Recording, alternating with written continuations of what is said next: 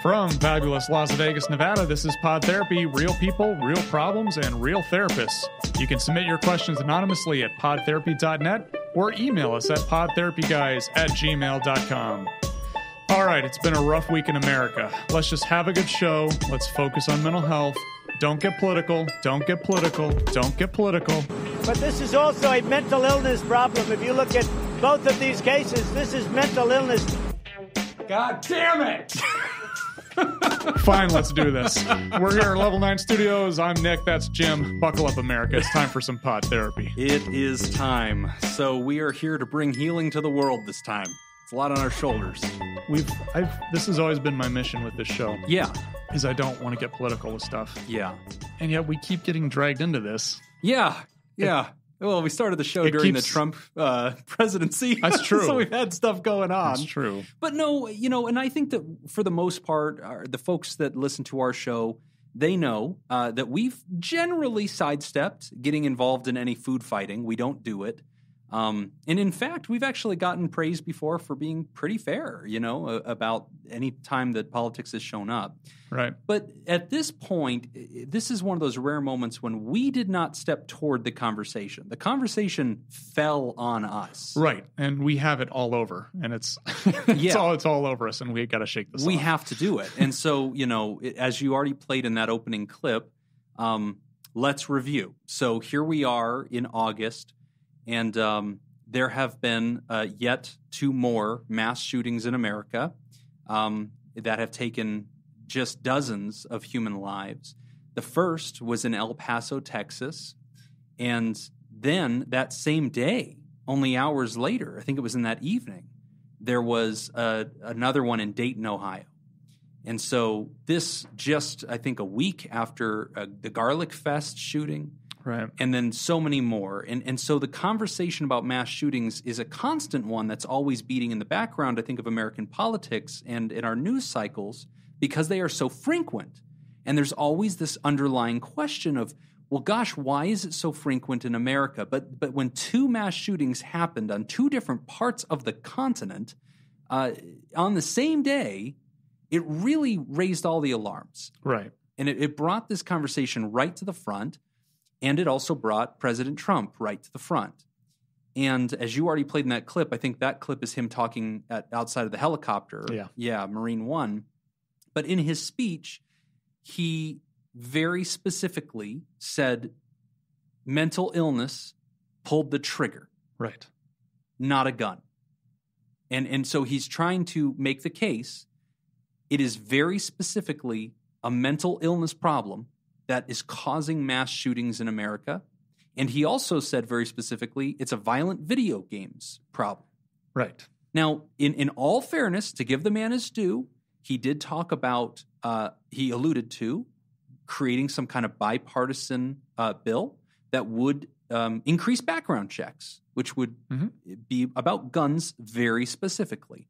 But the conversation nationally has now been, is gun violence in America, is specifically mass shooters and active shooters, is that a mental illness problem? And that's what we find ourselves talking about today.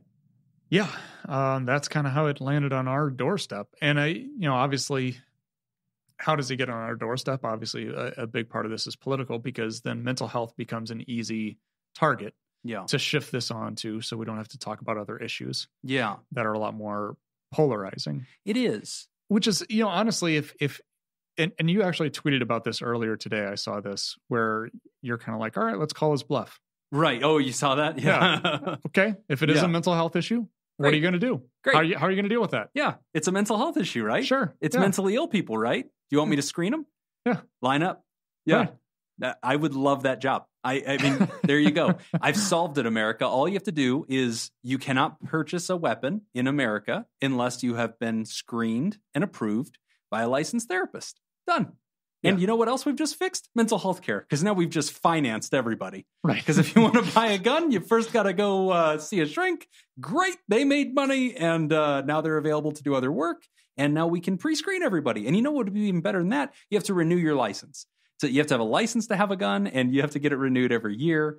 Anyway, so obviously that was me trying to be facetious and call out Trump's bluff. But okay, so In today's episode, later in the show, we are going to have a special guest, and our guest is somebody who advocates for bringing together the conversations among those who are very much part of gun culture and proudly own their guns and believe very strongly in the Second Amendment and are resistant to any new legislation which might further restrict or inhibit their abilities to own guns. And the professional clinical community, Nick and I, this gentleman is going to talk about what his organization is doing to fuse those two tribes together so that they're both having a more robust conversation. But before we pivot to him, before we bring him onto the show, we need to specifically address this conversation.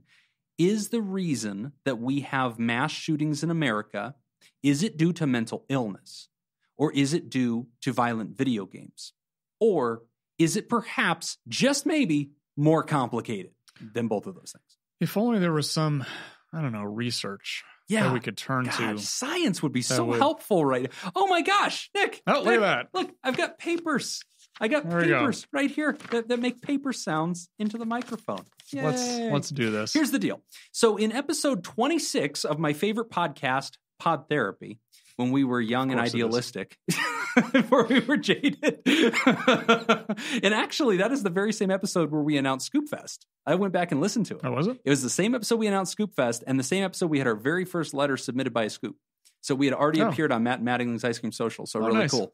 But flashback in time, you go back to episode 26, the FBI had released a report that was very specifically about the psychology of active shooters. Right. And the entire report was just trying to figure out, hey, is there a pattern? Can we predict these folks?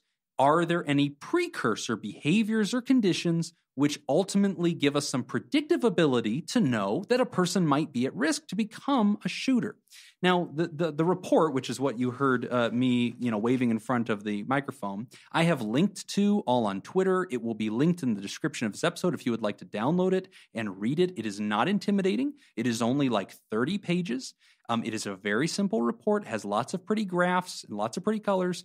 But it basically, in a very simple format, just explains, are there shooter demographics? Is it a certain type of human that does this? That answer was no. And I'll save you some reading. Nope, shooters look just like Americans in every way, except they tend to be male. How much planning and preparation goes into it? They do a lot of research on that. How do they buy their firearms? Do they get them illegally or legally? Spoiler alert, they buy them legally, right? And so there was a big section of the report, it's on page 17, and that section is just about mental health. Now, if you didn't know any better, you'd think that the FBI wrote this report specifically to address what Donald Trump said. In his speech, President Trump said, mental illness pulled the trigger, not guns. Right? Was that what he said? No, it is. Yeah. Which, even if we ignore the fact that is absolutely asinine. Yeah. That a gun is going to pull a trigger. Yeah. The gun didn't pull the trigger. Skipping over that. Pathology did. The invisible illness of the mind pulled the trigger. So anyway, the rhetoric aside, I'm holding in front of me page 17. This is from the FBI, and they studied for 13 years all the active shooters that they could. And the FBI has piles of information on you, on me, and absolutely piles of information from every possible angle on anybody who's ever committed a mass shooting. They have subpoenaed everything from Facebook to family records to everything, okay? Now, very specifically, I want to read just a few lines from this report. The report did talk about mental health, very broadly speaking, being what the report talks about as a stressor. And the report was very careful to point out, hey, these folks that are doing these things, they are under stressors. And that could be financial stressors, it could be employment stressors, family stressors, it could be substance abuse and alcohol, it could be violent media, which we're going to talk about in a little bit. And it did identify that mental health was the top stressor that folks were under. And it identified that 62% of those that had committed a mass shooting, which is more than half, did have the stressor of mental health. But it does say this. It says the stressor mental health indicates that the active shooter appeared to be struggling with, most commonly, things like depression, anxiety, paranoia, etc. in their daily life in the year before the attack. Right. Now, you might hear that and go, holy cow, those who struggle with depression, anxiety, and paranoia are 62% likely to do some kind of mass shooting. That's not what it's saying. No. It's saying that 62% of the people who committed a mass shooting had, in the last year, experienced depression, anxiety, or paranoia. Listener, ask yourself, in the last year, have you ever experienced depression? Have you had anxiety? Have you ever felt paranoid? Okay, you would qualify by that report. I mean, the same percentage of people have also probably used public transportation in the last year. Exactly. It is so that's not a predictor. And this is why the report goes on to say, in this context, it is exceedingly important to highlight that the FBI could only verify that 25% of the active shooters had been diagnosed by a mental health professional with a mental illness of any kind prior to the offense. So while 63% seem to have experienced depression or anxiety, like you can kind of tell in their postings and things like that, only 25% really legitimately had a mental illness that was diagnosed. Now, the report also goes on to say, in light of the very high lifetime prevalence of the symptoms of mental illness among the U.S. population, formally diagnosed mental illness is not a very specific predictor of violence of any type, let alone targeted violence. Some studies indicate that nearly half of the U.S. population experiences symptoms of mental illness over their lifetime, with population estimates of the lifetime prevalence of diagnosable mental illness among U.S. adults at 46%. So 46%, according to some studies, is how many adults in the U.S. could be diagnosed with mental illness. By that rate, active shooters are half as likely to have a mental illness as you, the listener, are, or as me, or as Nick, or as anybody else. To put it as the FBI did, final statement on this from the report, and then I'll stop quoting it. The last line in the mental health section of the report, the FBI said this. In short, or no, here's the full text of it. Therefore, absent specific evidence, careful consideration should be given to social and contextual factors that might interact with any mental health issue before concluding that an active shooting was, quote, caused by mental illness. In short, declarations that all active shooters must simply be mentally ill are misleading and unhelpful. That report could have been written as a response. Yeah, absolutely. To what the president said. And so, as clearly as I can make this plain to you, it is not merely Jim's opinion that mental illness is not what pulls the trigger in an active shooter situation. It is the opinion of the FBI's exhaustive analysis of active shooters in conjunction with mental health professionals. Right. That mental health is not the best predictor of an active shooter. Yeah, absolutely. And it's funny. When was that written?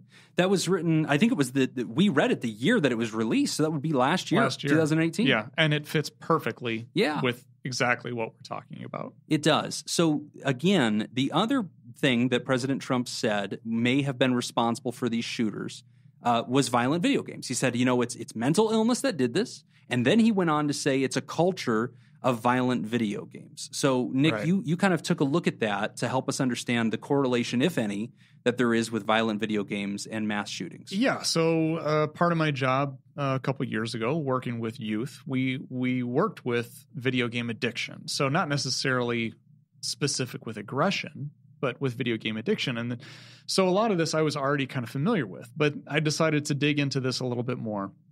And there's quite a few problems with the claim. Right. So number one, problems with correlation. So we're retroactively assuming connections that were there. So we see this all the time in reports that the shooter was known to play Call of Duty, or the shooter practices shooting skills on blank video game, or whatever. Right. But the problem is when you factor in the numbers, right, you can't. That's useless information. Right. 97% of American kids play video games. Yeah. So that's the equivalent of 64 million kids between the ages of 2 to 17 that play video games. That therefore, if they ever became the shooter, you'd say, there it is. That's what caused. That's like saying learning to play baseball. Well, is correlated with the hand-eye coordination necessary to be a mass shooter. More than half of the top 50 video games selling contain violence. Right. So Patrick Markey, he's the PhD director of the Interpersonal Research Laboratory at Villanova. Oh, Patrick. Right. Yeah. Good. Patty. We call him Patty. Friend of the show. Friend of the show. he basically broke this down and said 90% of young males play video games. Finding that a young man who committed a violent crime also played a popular video game such as Call of Duty, Halo, or Grand Theft Auto is as pointless as pointing out that the criminal also wore socks. Right. It's that common. Right. It's that irrelevant. So your first point is it's not a strong case that violent video games are the reason we have mass shootings, in part because it's just the correlation error that a lot of people make who do not study issues generally, who don't use science. That first error is a correlation error. Right. And that's what the data says. Another correlation error is the trends. People tend to assume that our culture is becoming more and more violent as video games increase. Okay.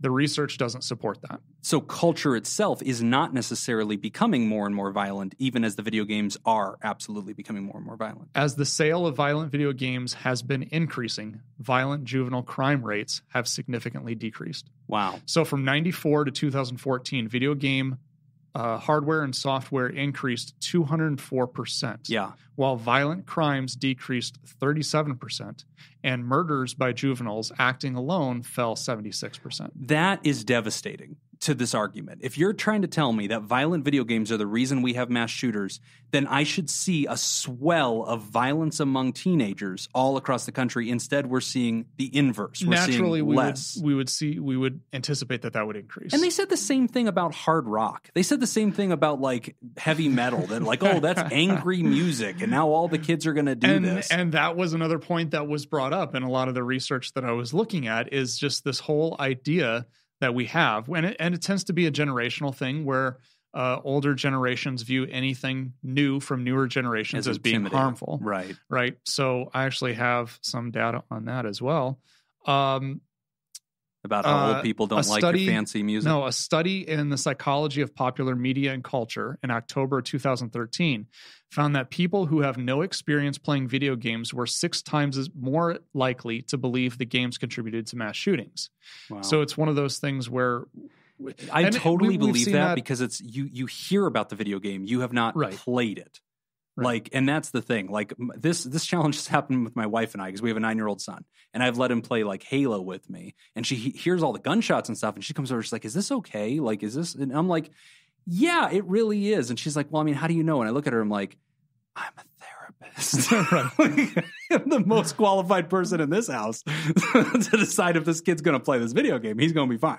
And we're seeing the same trend all over as far as students becoming less violent and less physically aggressive. So the number of high school students who have been in at least one physical fight in the past year has decreased from 43% in 91 to 25% in 2013. So the trends are people who play violent video games, they are not necessarily committing violence. We're not seeing an increase in violence. Correct. So the mass shooters may have also played those games, and they may have also, like, chewed Trident. Well, and like that's too, not the thing. They also look at, like when I think it was Sandy Hook in that shooting. One of the things that they looked at, like right away, the news broke that this kid was playing a lot of video games. Yeah. And so they automatically assumed that this is kind of as a contributor to the mass shooting. And he also had autism. Well, and the other thing is the video game that he was playing was Dance Dance Revolution. Wow. And nobody wanted to comment on the fact that he's a dancing machine, and that has nothing to do with violence. Right. Fantastic. So now here's the other side of this argument.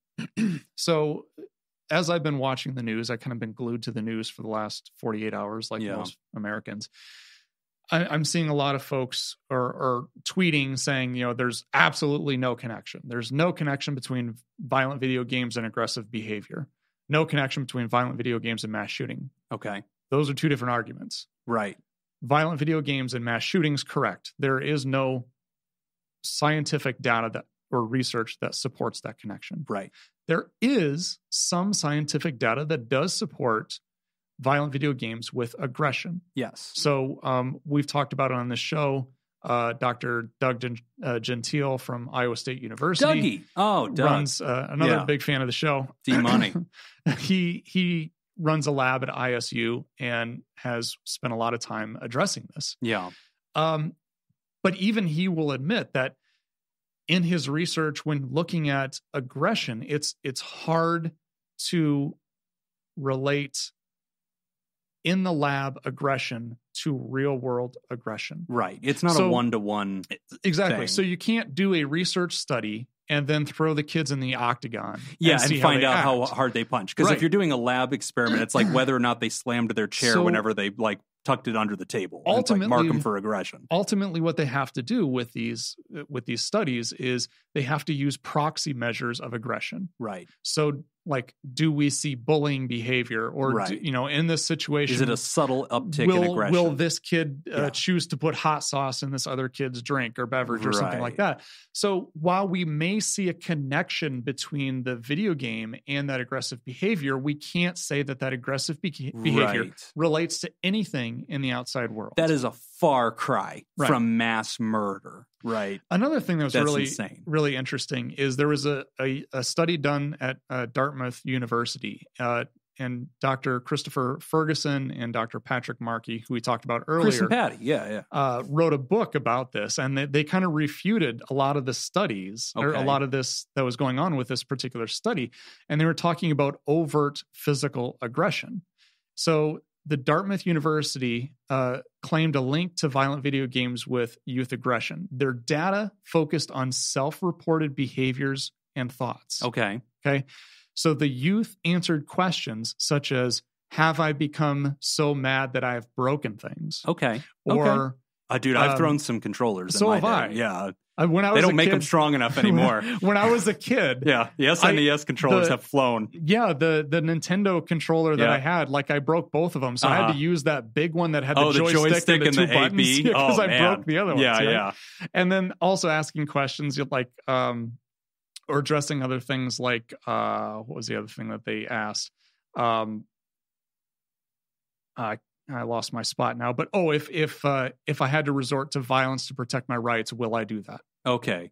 So it was all self-reported data and not based off of behavior. And so even though there's some data that says, hey, violent video games might correlate with microaggression, that in no way would correlate to it. That's like saying hip hop music correlates to, having sex with your spouse. And then trying to extrapolate from that, therefore hip hop leads to rape.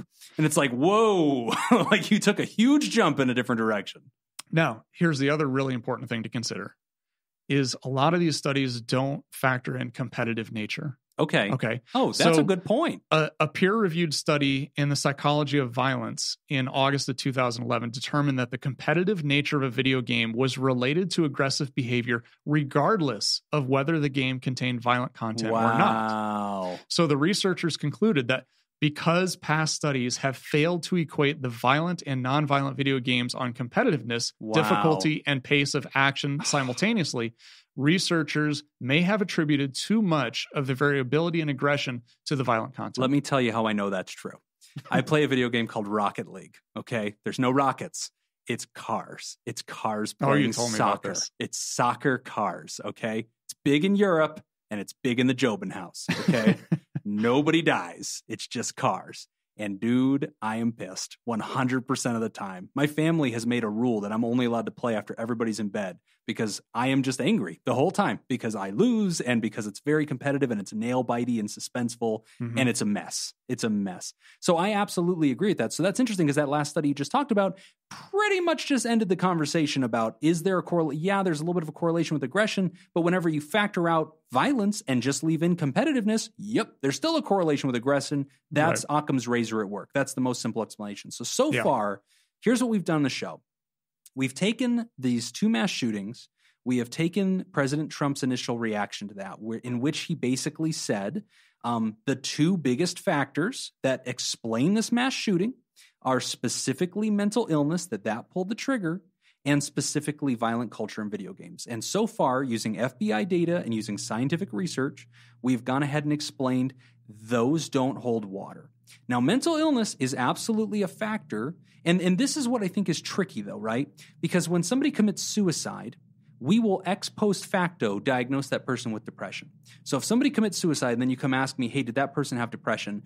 I'm very likely to tell you, inherently, yes. Inherently, the evidence that that person did have depression before they completed suicide is the action of suicide, right?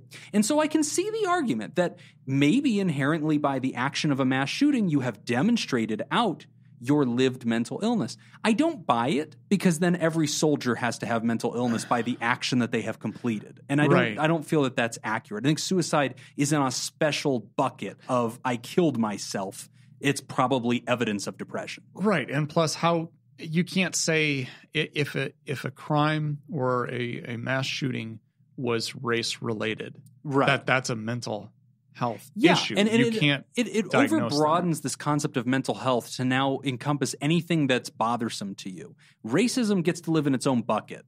Socio-political philosophy gets to live in its own bucket. Neither of those has anything to do with mental illness. Even if you find them distasteful, they exist on their own. And that gets to be its own thing. If somebody has a diagnosed mental illness, as this report said, 25% of shooters have had that, which is still less than the American population, that is telling that this is not the problem. So earlier in the show, when we were first starting, we teased that we've got a special guest with us in studio. He's sitting right here. Michael Sodini from Walk the Talk America. Hi, Mike. Thanks so much for joining us today. Thank you for having me. This is awesome. I'm a big fan of you guys. Thanks, brother. We're excited to have you. So tell us about Walk the Talk America. Tell us about what your organization's trying to do.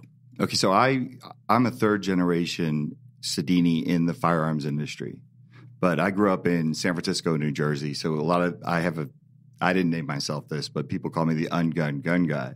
The ungun gun guy. Right. Okay. Like the theory is people always say, you don't act like a gun guy. Okay. You don't carry yourself like a gun guy. Okay. But you are a gun guy. I am a gun guy. Yeah, yes. But the ungun gun guy. Yes. Not a stereotypical gun guy. I think I'm following. Yeah. So, I did a chance meeting. I was at a dinner in Louisiana, and we invited someone to eat dinner with us, my national sales manager. And she knew nothing about firearms. She didn't have a problem with firearms. She was like, hey, look, I'm neutral. But she said, how does the mass shooting thing work? And I said, well, everyone blames the gun. We blame mental health. And it just goes in a circle and nothing happens. Sure. Life-changing moment. She looks at us and she's like, since you guys have identified the problem, you guys must work hand in hand with mental health. Oh, as gun people, she's saying, you must obviously have a partnership with mental health people. Exactly. And we were about 11 vodka sodas deep. Okay. And that's when epiphanies take place. And it hit me in the face. And what's funny is as we were leaving, we invited her to keep coming with us. And she'd be like, no, I have a conference tomorrow. And she looked at me and she's like, you're really going to do this? Because my national sales manager turned to me and he's like, we really should be giving like $1 a gun to mental health. It was a very general statement. Sure. But it made sense to me because I had those relationships in the firearms industry. Wow. And that makes so much sense. Before, we started this podcast and stuff, I was once the president of an organization called the National Alliance on Mental Illness, or NAMI. A lot of folks have heard about it. And there was a point when we were actually talking about connecting with the NRA, because we knew that the NRA was very much trying to say, hey, guys, please don't think it's just guns here. Let's talk about the bigger picture. And at the time, we wanted NAMI to step up and say, okay, if you guys are serious about that, let's see the money. If you want this to be a bigger conversation, let's join forces. So that's kind of where Walk the Talk America steps into that void and says, okay, we are pro-gun people, in your case, and we want to be partners with mental health people. Right. So what does the organization want to do? Well, so the story is I wrote this Jerry Maguire Hail Mary email to Mental Health America because I found a position paper 72. Yeah. And they responded. It worked out. Okay. I'm doing the short version for time constraints, right? So I walked in the door saying, look, we can work together. I was naive at the time. I would say things like crazy with a gun. I didn't realize my language. I didn't realize the whole industry's language was off. But we worked together, and then we moved towards policies and programs together that are beneficial from a mental health state. Not about, at first I thought it was about, I'm going to go in there and I'm going to catch the next mass shooter. Okay. Right. And kind of turn them around. Right. Yeah. But what I walked in on here, notice you guys are already like 3 steps ahead of the conversation, right? Yeah. So what I learned is that I started talking to mental health professionals, people like Dr. Jeffrey Swanson from Duke University. Got to meet some really nice people that, they were like, hey, focus on suicide. Mm-hmm. And I was like, no, I want to catch the next mass shooter. I didn't realize it was finding the needle in the haystack. Right. So cut 2, we now have developed a relationship with Mental Health America. We've developed our own programs. We're changing the language in the 2A community. Like I'm 2A community. What does that mean? The Second Amendment community, gun culture. Gun culture. Okay. Like, so people do shows like this, and Yeah. There's Mike's going to be mad at me because I said, lunatic with a gun, or Okay. they said committed. See, I'm starting to correct. Sure. There's a language thing. Yeah. Right. And that's one of the promises I made to Mental Health America. Is like, if we're going to stand together in front of everybody, I'm going to go against my people. Mental Health America is going to go against their people. And I hate separating. I really do. But we're going to challenge each other's tribes. Okay. We're going to call each other the carpet. Sure. We're going to educate each other. We have to. Okay. Right. So that's been the great part. But it's been a wild 1 year. But there's programs that we have that we're building within the community, the 2A community out, which I think will just contribute to a better mental health of America, if you will. One of the things that we do is we do things like this. I brought some cards. Now, okay, so you're handing us a flyer here, and it says, Walk the Talk America, mental health. It's okay to talk about it. Everyone has it. Some might need help with it. Walk the Talk America is with you. So your target audience, who do you hope will hold one of these cards and realize it's okay to talk about mental health? We put those in firearms boxes. You put them in firearms boxes? Yes, we have companies like Bursa, Metro Arms, which is American Classic, MAC, SPS, High Point, Arms Corps. Arms Corps is the Las Vegas or Pahrump firearms manufacturer. So our thing is let's cut things off. Let's cast a wide net. Okay.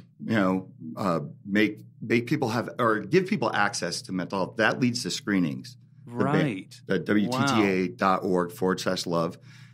With our partnership with Mental Health America, that leads to screenings where you can go and take an anonymous free screening for things like anxiety, depression, PTSD. And so you're specifically trying to put these you're putting them in firearms that are sold, or in the case, I imagine, the packaging. Mm-hmm. And so the person who just purchased a firearm is also opening up their box and seeing Walk the Talk America free material that says, hey, there's absolutely no shame in being a human who needs help. It's okay to find a helper, and you can follow this link for an anonymous check-in. Absolutely. And if you look at the 2A community, Second Amendment people, we suffer the most because we're afraid to lose our gun rights. We're afraid to lose clearance, our jobs, everything like that. First responders, we had just, 5 or 7, I think it's up to 7 people at NYPD take their own lives. Yeah. So we need it the most. Yeah. But once again, it's casting that wide net out there to show people you bought a firearm, you're going to be a responsible gun owner, lock it up. Right. And then also, here's where you can go get help if you need help or you think you need help. I think that's really relevant in a sense, especially because Mental Health America was challenging you to think firstly about suicide. One of the best predictors that we have scientifically of somebody doing suicidal behavior is if they possess a gun, which obviously, we don't want that to conflate with therefore guns are evil. It's just access. It's just, It's a very efficient way to end a life. That's the design of this tool. It can do that. So to put this right in there to say, hey, you just purchased a gun, and by the way, if you're ever depressed or worried about yourself, it's okay to get checked in with. That's all right. So is the mission of Walk the Talk America to sort of be the bridge between therapists and what you call the 2A community? Is that kind of the design of the intention of the mission here? The mission keeps growing. Okay. And that's the fun thing about Walk Talk America is where we are from a year ago when I just wanted to hand money to mental health professionals. Right. To where we are now with our own policy. We will take your money, Mike. No, I know. We're fine with it. I know. Mental Health America has already proven that. They will take that money. They have already proved that to me. But has Mental Health America brought you on their podcast, Mike? Okay, I'm just saying. Pod Therapy, we like you. But I wanted to touch on one thing. First of all, the Second Amendment industry, movement, the community, we can do better. Okay. And I'll be the first person to say that. We can do better. I think the NRA has done a horrible job. But I have board members that are single-handedly and trying to change that whole philosophy. So we can police our own. It starts from within. And I'm only giving you this short, quick version. Sure. But one of the things that I did want to talk about, I think you guys will like, because Jake Wiskerson. Yeah, we know Jake. Okay. Yeah. Jake is a real friend of the show. He's a real friend of the show. Everybody else is make-believe friends of the show. Jake's for real. So Jake and I, 2 weeks ago in Reno, Nevada, held the first ever intersection of firearms and therapy. Yeah. Continuing education course. Right. So we had 14 licensed therapists come into the range. Many of them had never shot a firearm before. So you actually brought in therapists. Jake led a workshop, and the goal was to help a therapist familiarize themselves with a firearm. Right. What is the purpose of that? So in the community, we think that clinicians are there to take your firearms, right, and strip you of your rights. So if you go in and you say, "I don't feel well," like we're going to take your gun, coming to the window, right? And on the flip side of that, there are many therapists that don't understand why we want to own firearms or how we tick. Sure. So it's bringing two worlds that have there's a stigma to both, right? Mental health and firearms, and bringing them together. And, it's like two pieces of the puzzle coming together. Sure. We'll never get over believing that you guys can take our guns if we don't talk about it. Because then when you talk to therapists, like Jake will be like, I don't even know how that's possible. Right. We don't actually possess the power to take your guns. Right. And there's certain states such as New York and New Jersey where, maybe it's a little different. Yeah. But that's what I'm here for, is to say to Mental Health America, hey, I'm telling, you go after that. Go after the SAFE Act. Right. Because mental health diagnosis does not predict future violence, only previous violence. Right. Right. So it's things like that. Okay. No, I follow it. And so, as a clinician, I guess I do agree with this in principle. I like the idea that there's an organization that's trying to speak to those who own guns, who may become a culture unto themselves, who might feel intimidated or falsely afraid of therapists. And so your organization is building that bridge toward them. And simultaneously, you're partnering with clinicians like Jake Wiskerson and saying, I want to make sure that you therapists don't have any wrong ideas about those who own guns. It would be inaccurate for you to think that we're all scary people. Here's what we really believe, and here's what we want you guys to understand about us, and here's the way you can best reach us. Is that kind of what the mission is? Well, it's toofold. It's for us as well. It's for my people. Once again, it's community. A separation. I can't stand it, but we need a sort of a green book as well.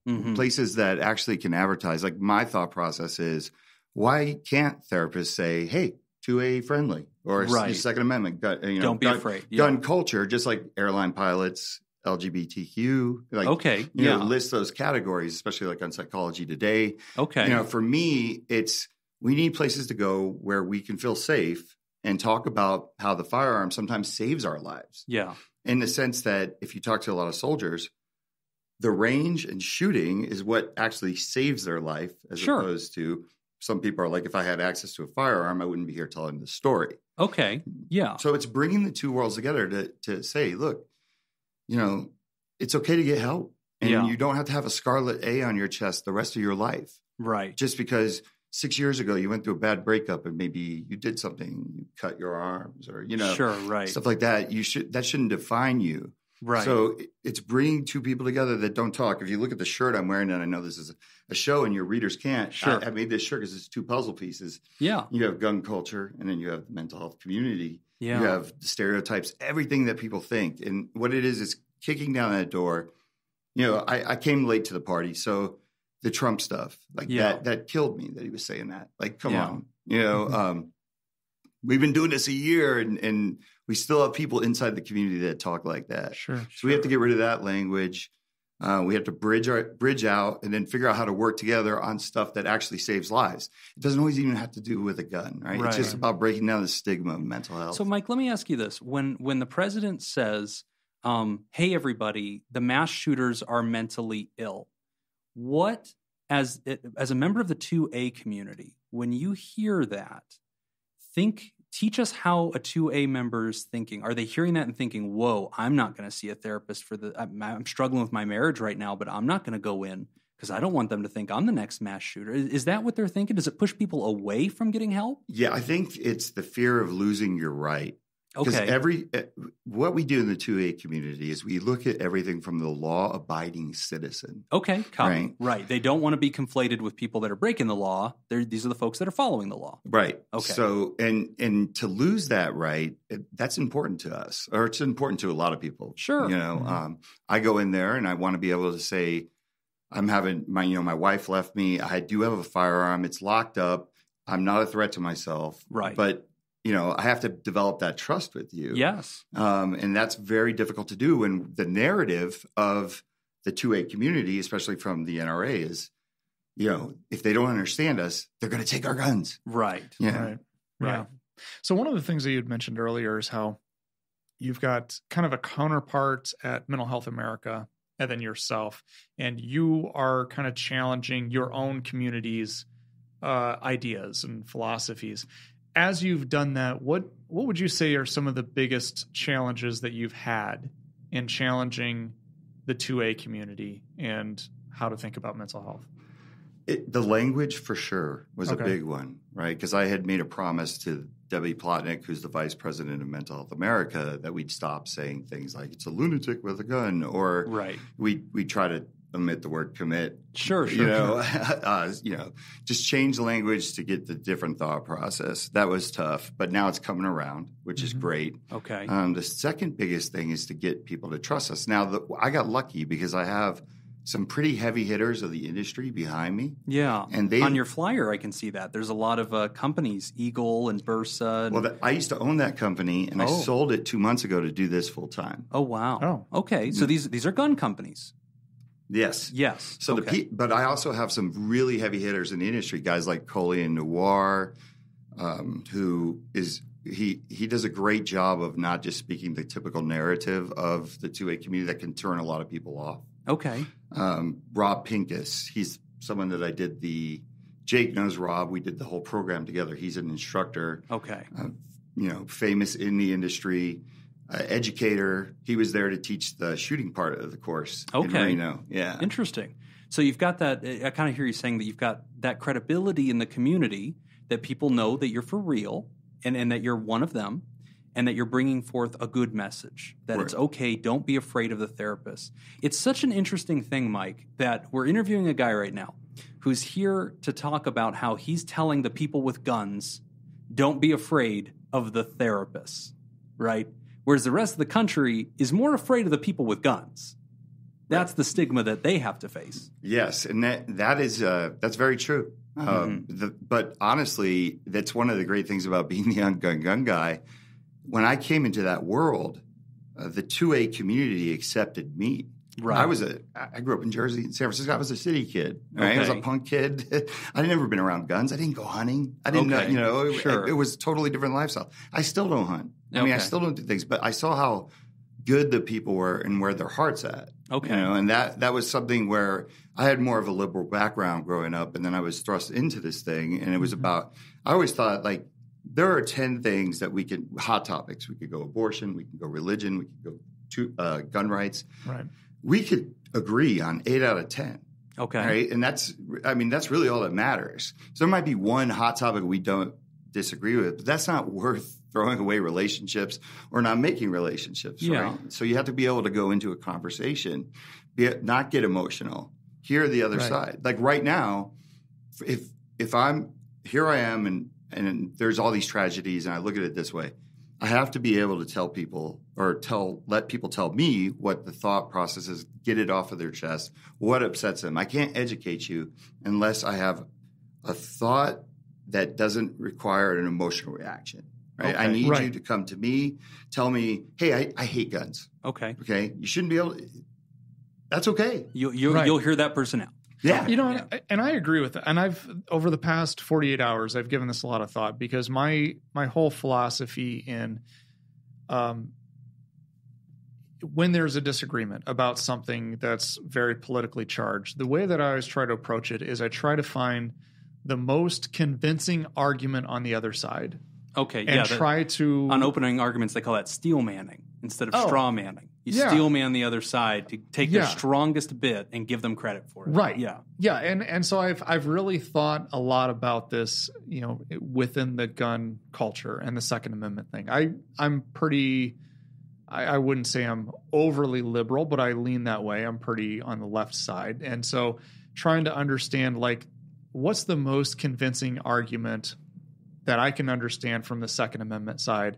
And I think for me, it's just the idea of that people enjoy that culture and just being able to shoot to having a gun, going to a range, being able to shoot at targets and stuff like that, and having no idea of like how this is like imagining like I'm killing a human being, but just being a gun enthusiast, just having a gun, enjoying it, and that being kind of a hobby.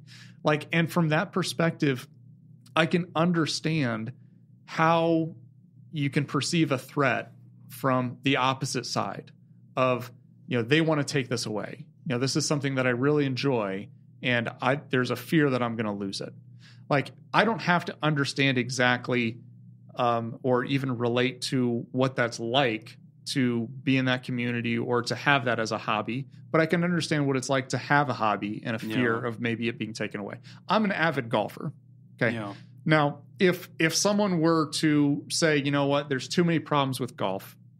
Golf is, let's just get crazy with this idea. Okay. Yeah. That golf is being used to hurt too many people. Right. And so now there's a threat that we're going to take away your golf clubs. Yeah.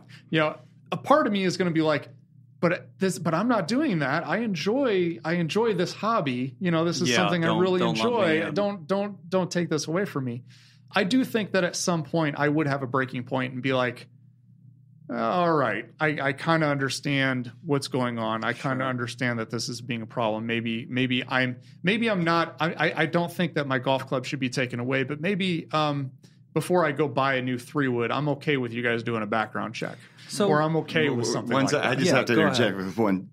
So when I use, I like talking examples and analogies. I always use the fact that I don't golf, right? And the way I apply that is the 2A community has a tendency when people start talking about gun control or legislation, they just shut down and turn away and walk off. Sure. And then you have people that might write laws that don't care about firearms. I want to be part of that conversation. So if there's going to be a law, if we keep saying we're law-abiding 2A citizens, I want to be there when the laws are written so I can challenge in a nice way, why that doesn't make sense. Right. Let's just not make laws for feel-goods or emotional reactions, right? Right. But I always use the example, if someone makes a law about golf and no one tells me, hey, people love golf, it's therapeutic, they love it, they like being out there, I might be like, 7-day waiting list if you want to golf? Sure, whatever. Check out. Right? So it cracks me up because I use the same thing in the opposite way. So, all right, let me be Debbie Downer here for a second. Sure. I'll be the stinking liberal in the room. And not to punch holes in because I know that your golf analogy was not made flippantly, Nick. I know you're just trying your best to bridge the thought, and that's what steel manning is essentially trying your best to bolster an argument so that you can be very fair-minded and an attempt to understand the other side, which I'm all about. And, I think that that's actually the best strategy for discussion that can possibly exist. So, Mike, I don't want to put you into the seat of answering for all of America's problems. I'm not going to ask you to solve it. I'm not going to ask you to tell us the answer to the riddle. I don't expect any man, woman, or child in our country has the answer to everything that we're facing. But we're not talking about sporting equipment. Guns were not made for recreation. We are talking about a very specific piece of technology that is made to exacting and precise measurements that is designed to end organic life. That is what it is for. It is not the most common use of this tool in our country to go hunting. We have farms and ranches now. We buy our food at grocery stores. We no longer hunt anywhere to get it. Most of us don't. So whenever we bring up this argument that say, golly, the founders intended us to have this right because we shoot clay pigeons or we shoot deer on, out in the forest, and therefore everybody has to live with this ridiculous amount of mass shootings that happen every year that are using the same piece of technology to accomplish evil ends, it is a problem. It's a paradox that doesn't have an easy solution. So, Mike, I pass that to you. Here you are trying to run an organization that is trying to bridge the gap between people who proudly own their guns and would like to be left alone because they're law-abiding citizens and not conflated with those who are committing mass shootings, and the mental health community who would very much like mental or mass shooters to not be conflated with mental illness. And you're trying to join hands with both of those tribes. So let me put it to you. Why do we have mass shootings in America? That is, if I could answer that one, that would be great. You could be the next president if you can answer that one. Yeah, I know. I mean, if we're looking at it through President Trump's mentality, there's a whole lot of guns in our country, or maybe it's mental illness, or maybe it's video games. And you came in and heard the part where we said it's definitely not mental illness, it's definitely not video games. Other countries have mental illness, other countries have video games.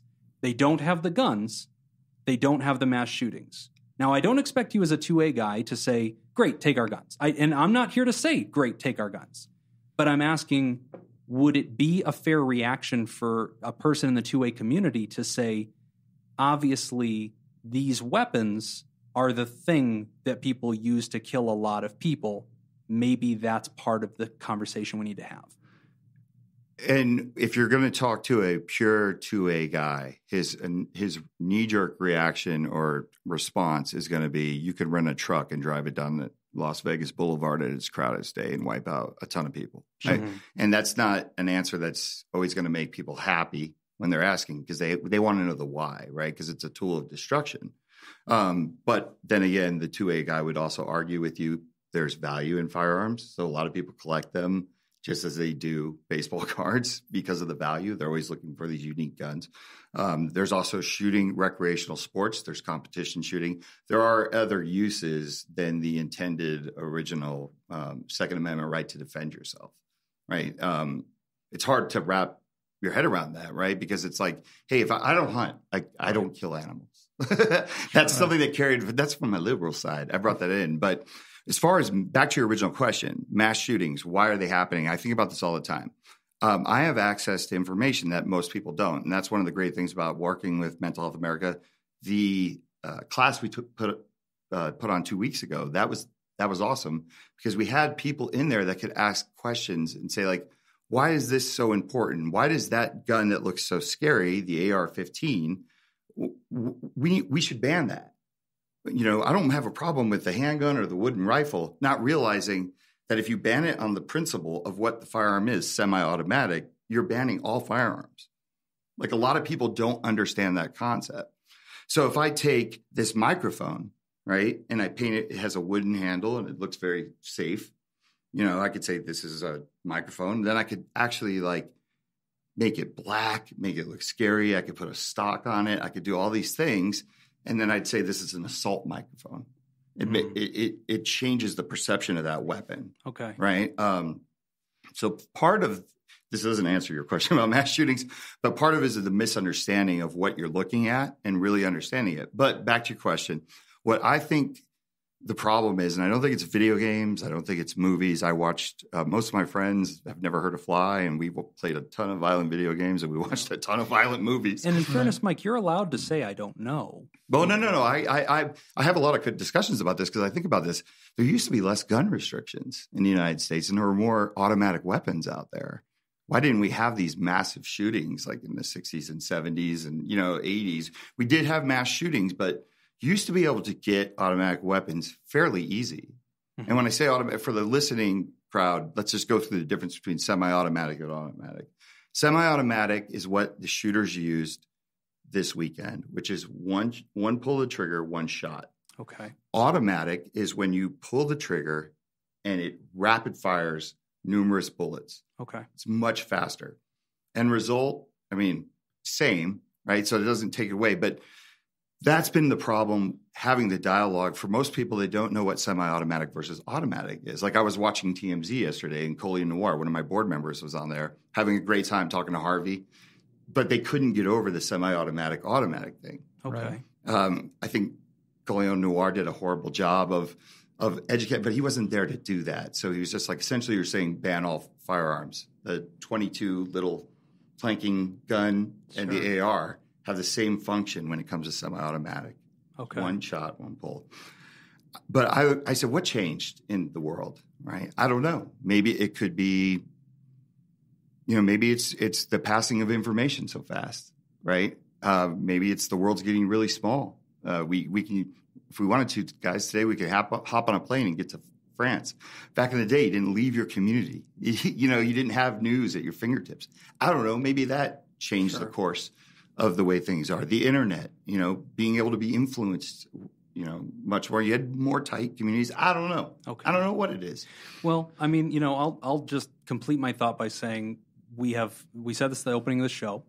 Pod Therapy is not a political platform. It is not a place where we advocate for specific policy. The heart and soul and intention of our show is that a person who's on the listening end of the speaker might hear our message and say, you know what, I might want to check in with a therapist, and it's okay for me to get help too.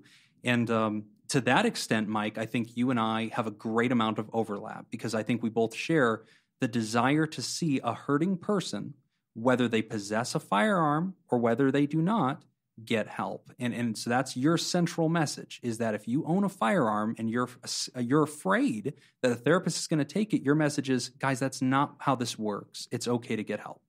Yeah.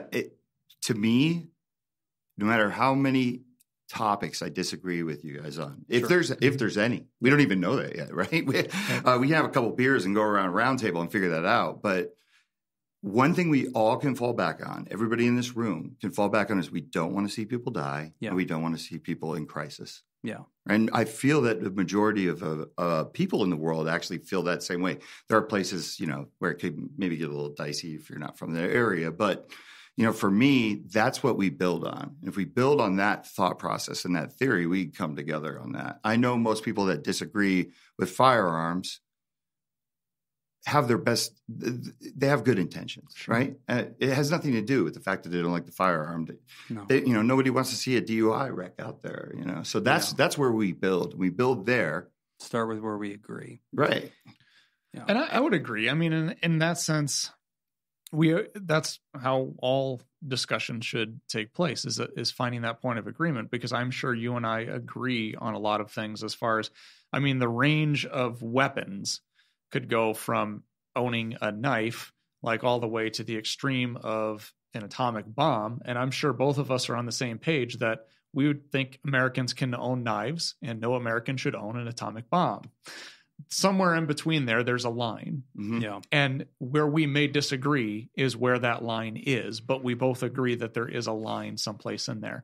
And what I'm hearing you say is that when these laws are made for drawing that line, that it's important to have this discussion, because the people who draw that line need to understand where that line is. Where it gets problematic, right? The difference between what is considered an automatic versus a semi-automatic, or what's considered, this type of weapon versus this. And it does become very gray. It becomes very confusing as to, what is the purpose of this weapon? Is this a sporting thing that you can use target practicing, or is this a machine that's meant for war? And where do we draw that line between what should be allowed and where we need to have some really strict regulations on who can purchase this and what kind of process they need to go through to purchase this? Yeah, and I know we have a time crunch here, but one of the things that I always laugh about, especially when I'm talking to, because now I'm slightly more educated in the mental health side, but so I always try to start off conversations when people try to talk to me about firearms. Look, at the end of this conversation, two things are going to happen. You're either going to say, Mike, you're awesome. I totally wish guns would just disappear. Or you're going to say, Mike, I have to rethink how problematic this is after what you've told me, because I trust you on that. I realize now why that's a problem. And I've actually had people that have said, I just want guns to disappear, which I love, because that means you just want good, right? You just don't want destruction around. But one of the things that we have to understand is that if we start with suicide, that's 2/3 of the firearms death in the United States. Right. Okay. That's a huge thing. I thought I was going to be Superman. I thought I was going to stop mass shootings. They pushed me to suicide. I realized why. Yeah. You're taking a huge number out if you do that. Second thing is if we keep saying, well, the rest is gang violence, that means we have to go into underprivileged, underserved communities. Let's start there as well. There's plenty of people in the firearms industry that are doing real work. Maj Toure from Black Guns Matter. He goes into Compton. He goes into Chicago. He teaches de-escalation. He teaches you how to carry a firearm. If you're going to carry, he teaches you firearm safety, even if you're carrying illegal. Yeah. There are people that care about humanity, right? And that's what we got to get back to. What I'm trying to do is create a more socially conscious 2A. That's where I want to go. Gotcha. I love it. And I think that's where I want to bring us to a conclusion with that message, and with the purpose of having Walk the Talk America on here. it is my desire, and I think I speak for Nick on this, as I always do. I think That seems to be the 100% of my opinions you share.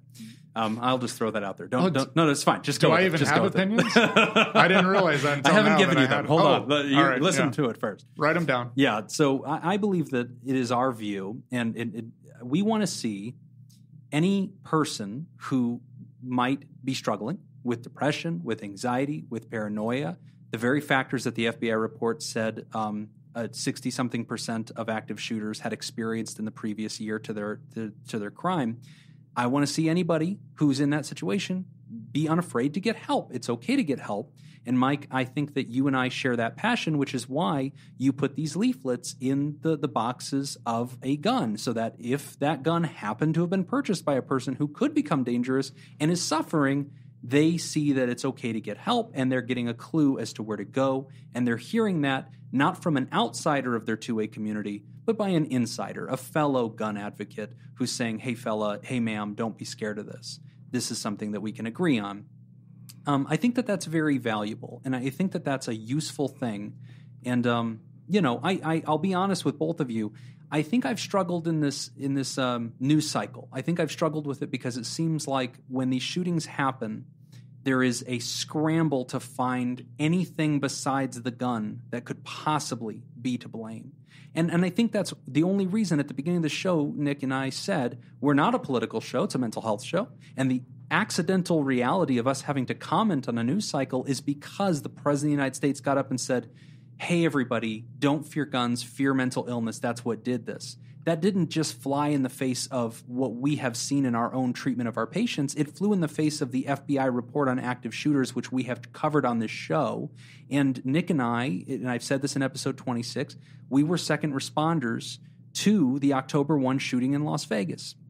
And we saw the terror in people's eyes as we were trying to de-escalate them and restore sanity to a panicked and grief-stricken city. And so this is, in a very personal sense, something that we bear the burden of and that we care very deeply about. But I will leave off the table my personal views and how I might vote when it comes to where we draw that line, as Nick alluded to, what weapons can be included on the table, what weapons might be defensive weapons for your home, what weapons might be offensive weapons that are for war. I'll step back from that because I think the area that we have mutual agreement on is that we want to see hurting people get help, and we don't want to see anybody afraid of a therapist. And I think that's something we can all shake hands on. Oh, absolutely. 1,000%. Great. Well, Michael, Walk the Talk America. If somebody wants to find out more, if they want to support your work, how can they do that? Where can they go? Social media, it's at Walk the Talk US. We're very friendly. If you have questions, it tells a 1-year story. Oh, wonderful. Instagram, Twitter. Okay, and then the Facebook. website is, if I'm reading this correctly, is WTTA.org. Yep. Easy or you go peasy. to walktotalkamerica.org. So. Okay. Yep. And then if you add /love at the end of that takes you /love, to a screening that you can do. And there's also a contact, a link there to the National Suicide Hotline as well. Yeah. So if you are a gun owner or a gun advocate, you do not have to be afraid of therapists. Nick and I are real-life licensed therapists. We will not take your weapons. We just want to make sure that you are living your best life, and there's no need for you to suffer.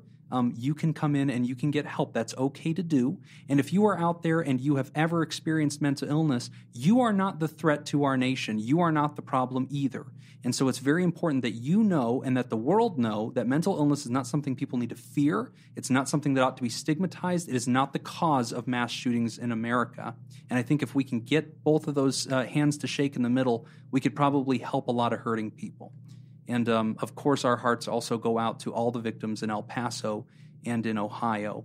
And we just continue to just hope and pray for all of you and continue to urge all listeners to find their way to increase their involvement in the system to make sure that we're all having accountability with these conversations. I think that's the most appropriate thing we can do. Mm-hmm. So anyway, Mike, thanks so much for joining us on Pod Therapy. We're grateful for you, man. Again, guys, that's WTTA.org, WTTA.org, or WalkTheTalkAmerica.org. Thanks again, Mike. Thank you for having me. You guys are awesome. So. We are awesome. You are. You definitely are.